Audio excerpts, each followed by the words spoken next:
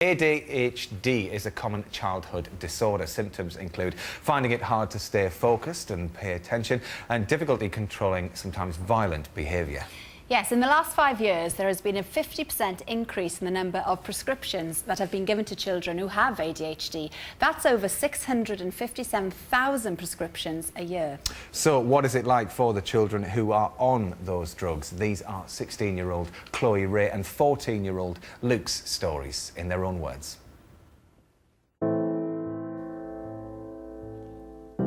I wasn't a happy child. I was very angry. I used to smash up things all the time. I used to get into fights, pushing my dad, punching my dad, biting my dad. At the age of 6, my mum took me to the doctors about it, and then I got diagnosed with ADHD. I wasn't a bad child, I was just misunderstood. Memory and concentration were the main issues. I'd always want to do what I'm told. I'd just get distracted. By the age of 6, there was no denying it. Everybody knew that I was different to everybody else, but I just didn't know why. I was diagnosed with ADHD. I didn't feel any different up until I started taking the tablets. Last year, doctors wrote 657,000 prescriptions for ADHD drugs, a 50% rise over the past 6 years. It's hard to talk about it. It's hard to tell people that you've got ADHD, because a lot of people label you naughty when I'm not. I'm not nasty, I'm not horrible. My medication makes me a whole different person. It's like almost robotic. I'm not my bubbly self. I feel boring, but it works. So although I have some side effects that I may not be so happy about, it's going to benefit me completely. If I'm on the drugs, personally, I don't feel me. It makes me very emotional, the medication. It makes me cry a lot when I get angry because the medication kicks in. I'm trying not to cry, because if I didn't take my medication, I wouldn't cry. Every morning, Chloe Ray must decide when to take her medication. She can only take 1 pill a day, and the effects only last for 8 hours. She must choose which lessons she needs to focus on the most, so she can take the pill at the right time. My medication only lasts for 6 lessons. RE is first lesson Tuesday, and I find RE to be quite an easy subject because I enjoy it. So I don't think I need my tablet as much as I would for, say, music, which is last lesson. So first lesson and last lesson are the main important ones, because I either take it for the first lesson and miss out the last, or take it for the last and miss out the first. Education in my life is the most important thing. So without my tablets, I wouldn't be anywhere. After 8 years on medication, Luke is on his 3rd type, and although it controls his behaviour, he doesn't always take his tablet. If I say to my mum and dad that I've taken them, I'll either put them down the sink, or I'll just say that I have taken them when I haven't, or I'll keep them in my mouth and then spit them in the toilet.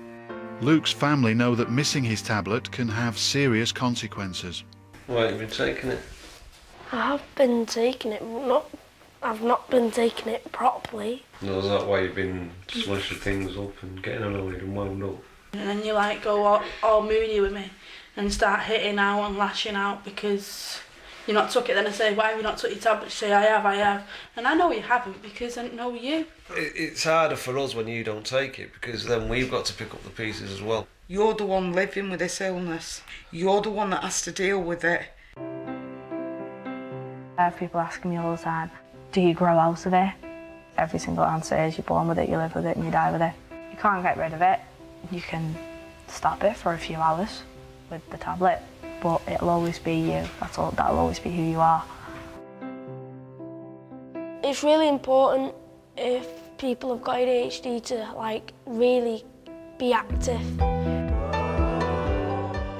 Ice skating is really good because I can go all the time. Instead of breaking stuff, I can just ask my mum and dad if I can go skating. It makes me feel free when I'm on the ice. It just makes me feel like I can fly away. Because when I'm on the ice, I'm me, with or without medication.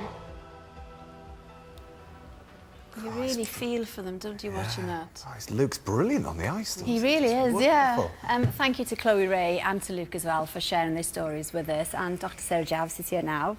Now, there might be some people out there the same age as Luke and Chloe Ray who think that they may have ADHD. There may be some parents that are concerned. So if a parent brought a child into the surgery to see you, how would you determine whether they had ADHD or not? There's several different kinds of ADHD, and it's interesting that Chloe was describing herself, Chloe Ray, as a dreamer. That's the inattention kind. And boys much more often have the hyperactive, impulsive kind. They're the ones who throw themselves off high walls, who just don't understand. The difference between a child who's got ADHD and a child who's badly behaved is that a child with ADHD can't behave well. A badly behaved child, if the price is right, if there's enough of an incentive, they can often make themselves behave properly. A child with ADHD may desperately want to, but they just can't. But to have a diagnosis, you need to have had symptoms for at least 6 months. Right. You need to have at least 6 of the symptoms in one or both of these groups. So not being able to concentrate, losing things, being disorganised, finding it difficult to motivate yourself, blurting out questions, that sort of thing.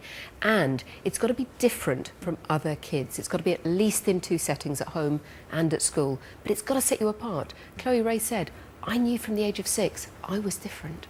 And that diagnosis process, it goes a lot further, doesn't it, than just going to see a GP? Absolutely. A GP can start the process off, but a GP should never give a diagnosis. Once you're of school age, the recommendation is that if you're moderately or severely affected, you absolutely get referred to a specialist. At an earlier stage, we can try early things, but we would never, ever, a GP should never put you on these drugs. They are not for us to start. And we saw in the film how Luke was so upset there, having, had to take these drugs and trying to hide them from his family. Are there any other options to medication, Sarah? Actually, the medication should never be used on its own. For mild cases and for preschool children, we don't recommend it at all.